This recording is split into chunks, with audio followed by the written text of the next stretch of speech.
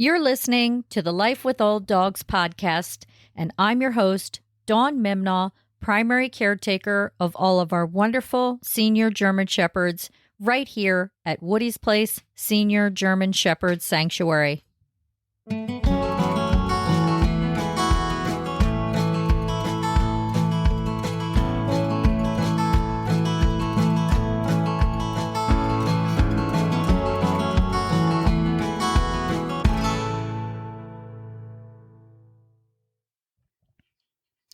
Hey there, folks. Welcome back to the third season of the Life with Old Dogs podcast. This season, we are going to be discussing the 20 most common senior German Shepherd health issues. And I'm happy to say that our blog post, the Life with Old Dogs blog post, is going to coincide with the podcast this season. So that's fantastic for me anyway. And for you, because you can listen to the podcast if you'd like, or if listening to a podcast is not your thing, you can go right to the blog post and read about the health issues we will be discussing. So, all right, let me just give you the outline here of season 3. So again, we're discussing the 20 most common issues, health issues of the senior German Shepherd. And that's a lot. That's a whole lot. So what we're going to be doing this first episode here, just giving you like the map of how things are going to be laid out, letting you know we will have guest speakers this season, and we are going to take a few of the common health issues for each episode and really unpacking them and diving deep down into how the senior German Shepherds, why they're prone to these health issues, the ways that you could prevent these health issues if at all possible, and what to do for your senior German Shepherd if unfortunately he ends up with one of these top 20 common health issues. And then if you are a subscriber, a member or a subscriber to our website, that's WPSGSS.org. You go to the main page, you go about halfway down under the events column. On the left-hand side, you'll see a little postcard that says sign me up for the newsletter. If you are a member or subscriber, okay, you fill out that postcard. At the end of season number 3, in your email, we are going to send you a handy-dandy ebook for you to either keep on file on your computer. It'll be in PDF format, or you can print it out and have it in your hands to read through, whichever you so choose, giving you all the information we cover during season 3 of the 20 most common health issues of a senior German Shepherd. It's like a little, go-to book for, okay, my dog now has hip dysplasia. What do I do? And you can go right to that PDF on your computer, or print it out and have it right in your hand and have the information readily available for you. On that note, I will say this. First of all, sign up, make sure you get it. And out of the 20 most common health issues, we have dealt with 14. Okay, 14 folks out of the 20 we personally have had either once, twice, or multiple times with resident senior German Shepherds that have been here at the sanctuary. So not only are we talking to different medical professionals, different rescue colleagues who've had experiences with these health issues and getting their insight on it. We have had firsthand experience ourselves, again, with 14 of the 20. So that's a lot, and we have a lot to add to that ebook for you. All right, let's get right down to it. So coming up with the list of 20 most common health issues in senior German Shepherds. The list is not, it's not in order of the health issues we've had the most or the least, troublesome health issues, if you will, to the biggest, like cancer. It's not like that. We just did alphabetical simply because it was easier for us, and we thought it would be easier for our readers to follow along as well. So the list is, ready? Let's get to it. The first one is allergies. I feel like we've had more dogs with allergies than dogs that haven't had allergies. And one thing to keep in mind is, by the time we're getting the senior German Shepherds that come to our care, they've basically lived a majority of their lives, obviously. And who knows what they've been eating. A lot of the time it's garbage, not literally garbage, sometimes literally garbage if they've been homeless and strays and come to us, in that sense. But, their previous owners didn't research diet and they were fine with giving them something like Old Roy or, pedigree. And I'm sorry, if you feed your dog that's totally on you.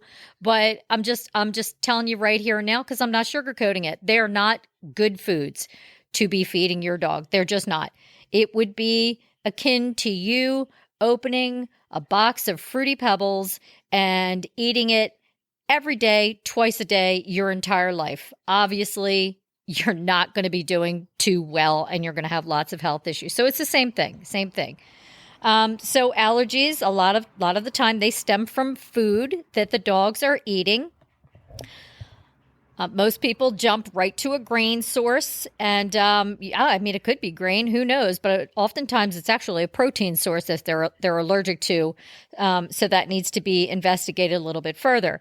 It could also be allergies, could also be environmental, and you need to figure that out and alleviate the allergies when possible from the dog's environment.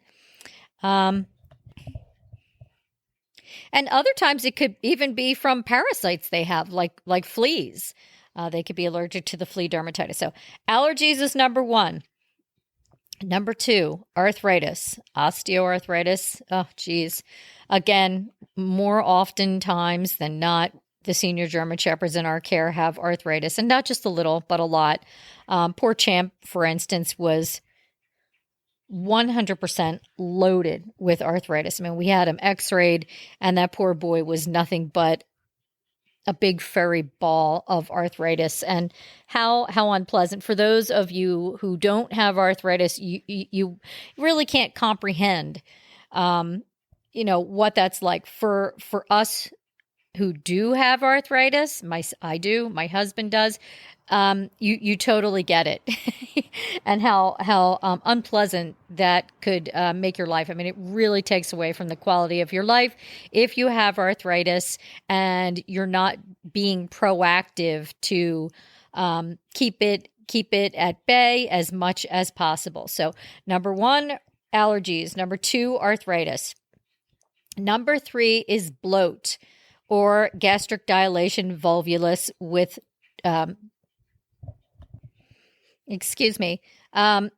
with the twist. So there is a difference between a dog bloating, that's when their belly fills up with air, and GDV, so gastric dilation volvulus. Okay, that is when the stomach fills up with air and then it twists, trapping the air inside. And then that's a life or death situation. We've had that several times, and I'll tell you what, it is scary as all get out. It happens extremely quick, and it is 100% fatal. So you really, really have to be on the lookout for bloat or GDV, and make sure that you're doing what you can to prevent your dog from bloating in the first place. And if it does happen, you need to get your dog to the veterinarian hospital ASAP. Time is of the essence. I can't stress that enough. You cannot wait. You cannot wait. Okay. So again, and I could really get into this now. I could really get into every single one of these now, but I'm just going through the list and adding just a little brief description of what each one is. So recap: 1, allergies; 2, arthritis; 3, bloat or gastric dilation volvulus; 4 is cancer. We've had our fair share of cancer. Unfortunately, cancer is just all too common in senior German Shepherds.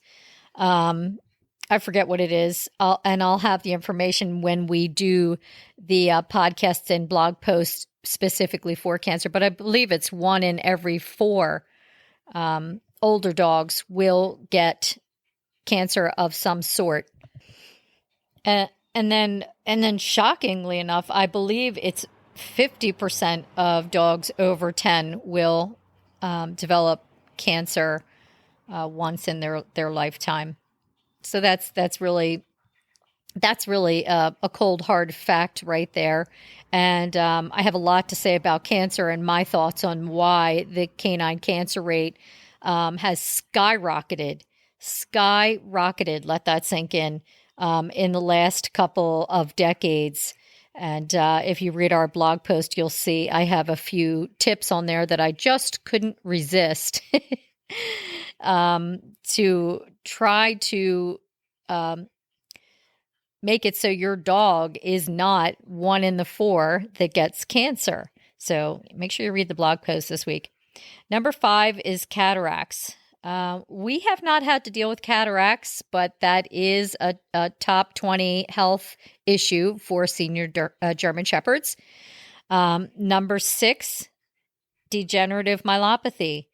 Wow. Yeah. DM. That is an autoimmune disease that it affects the myelin sheath of the nerves running along the spine of the senior German Shepherd. German Shepherds are not the only dog prone to degenerative myelopathy. So basically, when the brain sends the message down the nerves through the body to move the back end, the message slips out of the nerve because the myelin sheath is being eaten away basically by the body. It's an autoimmune disease. And so then it causes paralysis in the back end, and then the paralysis moves up the body to the front end, and then eventually the dog will go into respiratory failure and die. And it's a horrible, horrible disease. It's very much like ALS in people, where the dog's brain is they're completely cognitive. They understand that they're not able to use their body, and they're like a prisoner in their body that just won't work. And it's a very, very sad situation. So we're going to have a lot to say about that one. Degenerative myelopathy. Okay, next up is degenerative disc disease. So this is interesting because sometimes degenerative disc disease can present itself like degenerative myelopathy, but it's not the same. This is why it's so important if your dog is having rear end mobility issues to have diagnostic imaging done. Get an X-ray, get a CAT scan or MRI, something to see what is going on, because it might not be degenerative myelopathy. It may be something like degenerative disc disease, a slip disc, a herniated disc, and some people think, well, my dog didn't have any sort of traumatic event like a fall or a jump or whatever, and then I would have known if that was the case. I would have known that something could have been wrong with, the discs in his back. It's not always caused by a traumatic event. Degenerative disc disease, that is. So, I mean, it certainly could happen suddenly, like a rupture or herniated disc, but it doesn't always happen that way. So, again, it's very important if your dog has rear end mobility issues to get diagnostic imaging done to rule out things like degenerative myelopathy, and then to treat them for the appropriate health issue. We did have one dog in our care that had degenerative disc disease, and that was Heidi. And honest to God, she presented like she had degenerative myelopathy. So, all right. Number 8, dementia, canine dementia. I mean, I can see the look on some people's faces now. Is that really a thing? Can dogs get dementia? Absolutely, 100% yes, they can. And we have experienced canine dementia one time here at the sanctuary, and that was with our very sweet little Miss Roxy Bell. And she came to us from South Carolina at the ripe old age of 14. And she went on to live to be 17 years old. But the last year of her life was definitely rough, with her being disoriented and confused and not understanding a whole lot that was going on around her. So we will have quite a bit to say about that. Number 9, dental issues. You know, this is so overlooked. But think about it. If you have a tooth that has a large cavity in it, or you need a tooth that's rotted out completely and you need it pulled, I mean, how miserable is that going to make your life? Now, imagine you're a dog and you have a bunch of teeth, and a bunch of your teeth are rotted out, chipped, infected, and all of that. And you can't open your mouth and say, I hurt so bad and this is making me sick, literally making me sick to my stomach and causing me nausea, in addition to pain. I mean, I just can't even imagine. We've had some dogs come here and they've had to have teeth pulled out almost immediately, because their teeth were so bad before they got here that they were skinny as a rail because they couldn't eat. They were drooling. They were sick. They were just straight up sick because this mouthful of rotten teeth was making them that way. So definitely an overlooked health issue is dental issues. Number 10, we haven't had this one here at the sanctuary, diabetes. But we will be discussing that in a later podcast episode and blog post. Number 11 is elbow dysplasia. So we've had this a few times. In fact, our sweet little Miss Brandy has that right now, and she gets massages. She gets massages for her elbow dysplasia and CBD oil, and she also gets carprofen and gabapentin to help her along with that. Epilepsy is number 12. We really haven't had issues with epilepsy here, but we will be touching base on that. Number 13 is exocrine pancreatic insufficiency.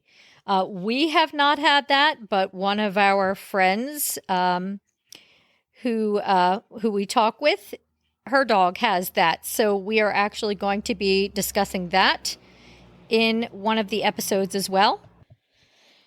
For you who don't know what exocrine pancreatic insufficiency is, or the short term is EPI, it is the dog's inability to produce a sufficient amount of pancreatic enzymes to digest fats, carbohydrates, and proteins, which of course leads to poor absorption of nutrients in the dog, and then the dog loses weight and basically starves to death.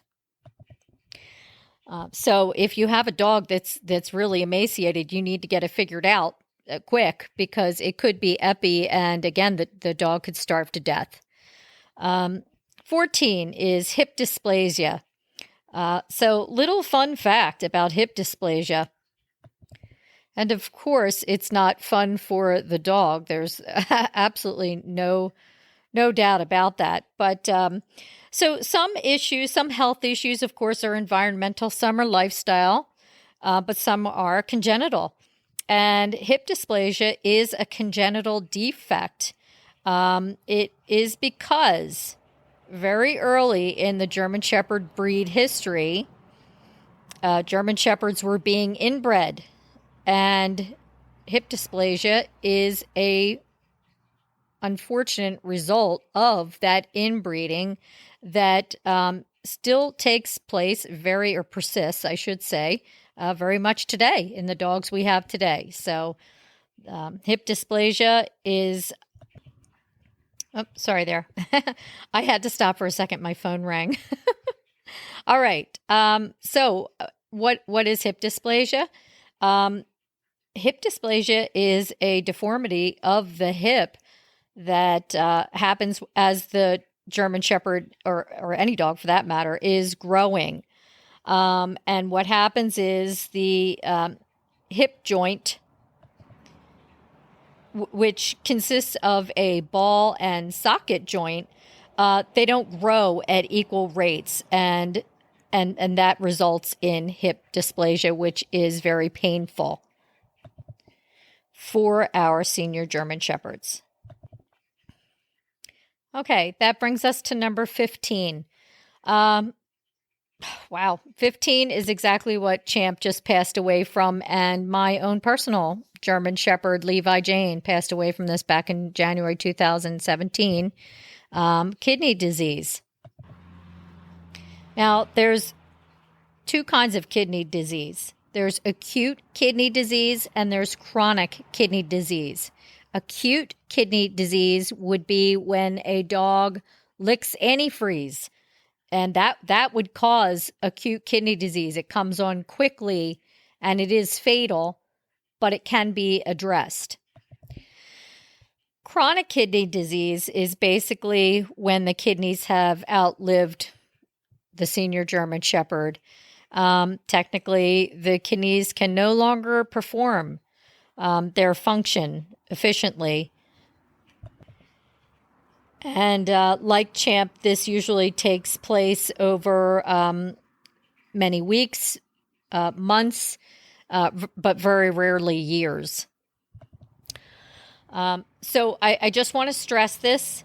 Acute kidney failure most likely can be reversed and treated if it's caught early enough. Chronic kidney failure, it can be managed, and it is managed for a little while, but inevitably the dog will succumb to that if it doesn't succumb to something else first.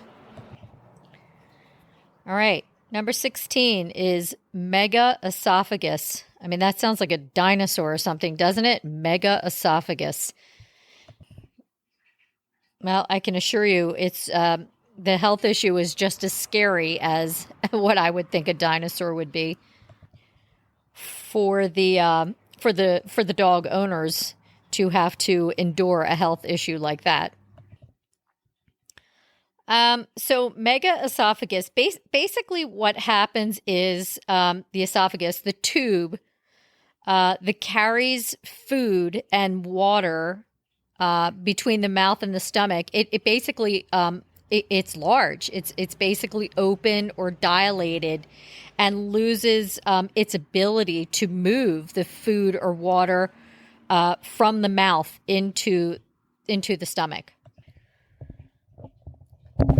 So it's important to make sure that a dog with megaesophagus is in it has to be in a certain position during feeding time to help the food go down into the stomach appropriately without, you shouldn't have the dog's head down. Basically, it shouldn't be in a head down position like they typically are when they eat their food. So there is a device, and I've seen photos of dogs sitting in this device. It's called a Bailey chair, Bailey Ley chair, and it looks like a high chair basically, or like a box that the dog walks into, sits in upright, like they're sitting on their back legs with their paws up begging, and then they sit there and they eat. And then they have to stay there for like 15 minutes, 15, 20 minutes, 30 minutes afterwards to help the food go down. And I've seen pictures on social media of dogs sitting in a Bailey chair and people who have no clue what it's all about. I don't want to say they're poking fun. Oh, excuse me.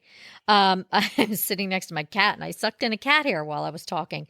But yeah, they're kind of like they're making light of it because they have no idea what actually is happening with that dog and why they're sitting in that chair. And okay, it might look cute, like they're sitting in a high chair or whatever, but there is a very real purpose for a Bailey chair. And that dog in that Bailey chair needs to be in there in order to have their food go down properly without choking on it or worse. But again, we'll dive deeper down into the mega esophagus rabbit trail in a future episode. All right, number 17, pancreatitis. Oh yeah, we've dealt with this numerous times, and pancreatitis, and also hemorrhagic gastroenteritis. Fun. Pancreatitis is an inflammation of the pancreas, and like kidney disease, it could be acute or chronic. We have dealt with acute pancreatitis, and that could be either a mild case or severe. And severe is, I mentioned it earlier, HGE. It's the hemorrhagic gastroenteritis, which is super, super scary and could also be life-threatening. Now, the cause of pancreatitis isn't exactly known, but there are things that have been known to be linked to it, such as a fatty meal, like, dog getting too much sausage, when really they shouldn't be having it, or too many hot dogs or something along those lines. Also, steroids have been known to cause pancreatitis. And sometimes it could just happen spontaneously, and that is exactly what we've had here at the sanctuary. And each time the pancreatitis, well, I shouldn't say each time, but several times the pancreatitis has turned into HGE, and we've had to go to the vet and get some metronidazole and get their bellies cleaned up and move on. And I will say this, instead of saving this for the episode with pancreatitis, each time we've had pancreatitis and HGE, it has been in the very beginning of spring. So early spring, just as all the snow around here starts melting and the ground starts to thaw out. And we are not the only organization that has dogs that has had that happen here in the Northeast. So I don't know. I don't know if there's something in the ground that starts coming back to life or what, and then the dogs eat it, and then they end up getting pancreatitis in the early spring. But it's a mystery. And possibly another reason to look into moving to Wyoming. All right, number 18 is PANIS. This is another health issue that we have dealt with here at the sanctuary.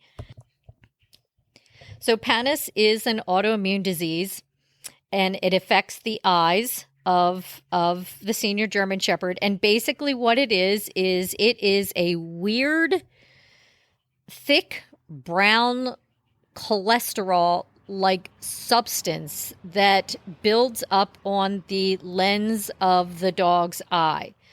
And then it causes scarring. So it definitely can impede their ability to see if not treated. And the treatment's easy. It's really easy. It's just a couple of drops every day, and then it keeps that brown cholesterol-like substance at bay. So Woody had that. Woody had that, and I remember looking at his shelter picture when I first saw him back in 2007. I was like, what is up with his eyes? His eyes look weird, because I didn't know what it was at back then. But what I was looking at was I couldn't see the whites of his eyes at all, because they were just brown. They were just, covered with that thick cholesterol like substance. So, pannus. All right, that was number 18. Number 19 is perianal fistula, and thank God, knock wood, I'm knocking on my head here, we have not had to deal with that, and I feel horrible for people who do, because it just seems like such an undertaking trying to figure out the proper diet for the senior German Shepherds, so that they can go on and live with quality of life without perianal fistula ruining things for them. For those of you who don't know what perianal fistula is, the reason it occurs, it's not fully known why it happens, and it does happen quite often in German Shepherds. But basically, the sweat and oil glands around the dog's anus become very, very irritated, and then infected and abscessed and opened and drain, and the dog's cranky, and it smells, and it's messy, and there's a lot of bacteria, and it's just super, super unpleasant for both the dog and the dog owner. And if the situation gets too bad, it could require surgical treatment. And like I said, it's definitely tricky for dog owners to figure out the proper diet, proper medication to prevent the perianal fistula to keep happening. And you know what? It very well could keep happening, because some even say it's because of German Shepherd's tails, how heavy they are and how they cover the anus, and air is not able to get in there like a Doberman or a Rottie. But we'll talk more about that in the upcoming episode when we cover perianal fistula. All right, last one. This is number 20, and we've had this a few times too. Thyroid issues. And it may seem like, yeah, what's the big deal about that? But again, if you have thyroid issues, if you are a human with thyroid issue, like me personally, I was diagnosed with Hashimoto syndrome back in 2006, and let me tell you, it's like a roller coaster ride. So thyroid issues are tough. I mean, thyroid pretty much regulates our bodies, and it's the same with the dogs. And if the thyroid's off, well, then you're off. So you can have like Savvy. We have Savvy right now with a thyroid issue. And when she came here, she was missing hair on her body. Her nose looked kind of strange. It was like kind of pink and splotchy instead of black. It still is pink and splotchy, but more so than she was fat. She was definitely overweight and needed to lose weight. And that was because she had an underactive thyroid that had gone undiagnosed. So fortunately, we have that straightened out for her. I'm happy to say she's lost about 10, maybe 8-10 pounds. She looks fantastic. Her coat looks wonderful. It was really coarse before too. Now it's definitely softer and filled in, and it looks nice. So number 20 is thyroid issue. All right, that was a lot to cover. And I apologize. I coughed there once. I have my little Miss Mittens next to me. She's my little Maine Coon rescue kitty. And sometimes her little wispy hairs, they get on my face, and I'm actually allergic to cats. So, all right. So I am looking very much forward to this season coming up. And diving in deeper into each one of these health issues.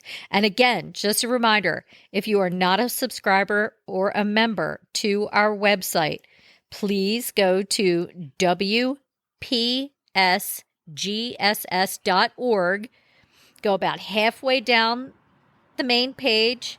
Under the events, there's a little postcard that says join our mailing list. Fill in your name, fill in your email address, and submit that baby. And then you're going to get all kinds of things. You're going to get all sorts of informative posts, blog posts, and podcasts first before everybody else does. You'll get special discounts in our Shepherd shop. You'll find out about new products before everybody else does. And you're going to get freebies like our ebook for the whole health issue coverage of season 3. All right? All right, folks, that's it for this week. Thank you for tuning in. And next week, what are we covering next week? Forget what we're covering. Let me see. Okay, I just had to double check. So we are doing the first 4 of the 20 health issues listed. We're covering them next week. So episode 2, season 3, we're covering allergies, arthritis, bloat, and cancer. All right, so be sure to tune in. And until then, be well.